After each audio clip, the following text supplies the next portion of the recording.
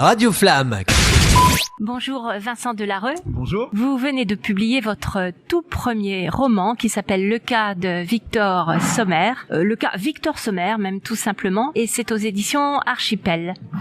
Je me demandais comment vous aviez fait pour avoir un commentaire de la part d'Amélie Nothomb, bien sûr la grande écrivaine qu'on connaît tous. Comment ça s'est passé? C'est une histoire un peu de fou, votre ascension tout d'un coup en tant qu'écrivain.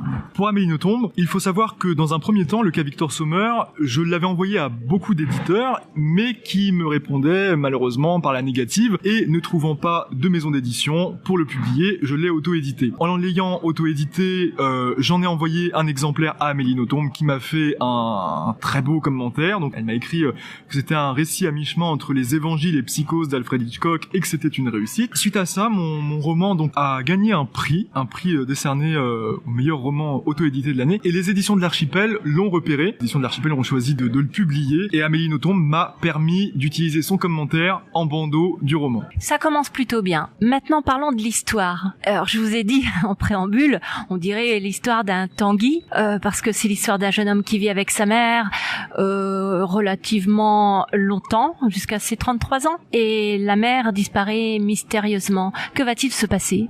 C'est tout l'enjeu du livre, donc on en révélera peu de choses. Non, mais que devient le jeune homme là en question?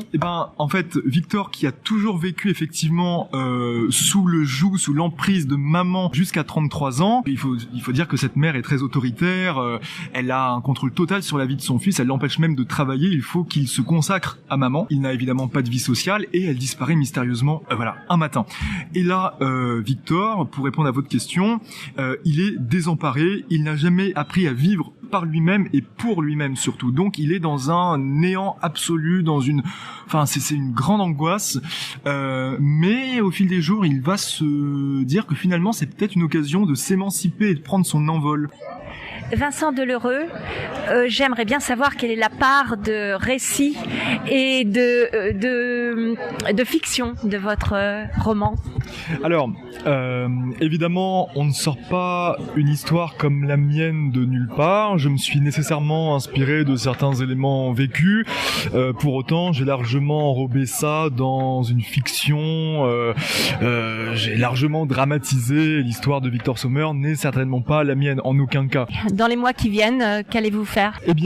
J'ai un nouveau titre qui sort le 31 août. Pour l'instant, j'ai pas encore révélé le titre, donc on va garder ça secret, mais à la rentrée littéraire, 31 août, ce sera, disons, une suite, ou plutôt un avant du cas Victor Sommer. Ce sera l'histoire de sa mère. Comment est-ce qu'on devient une mère possessive, despotique, comme ça?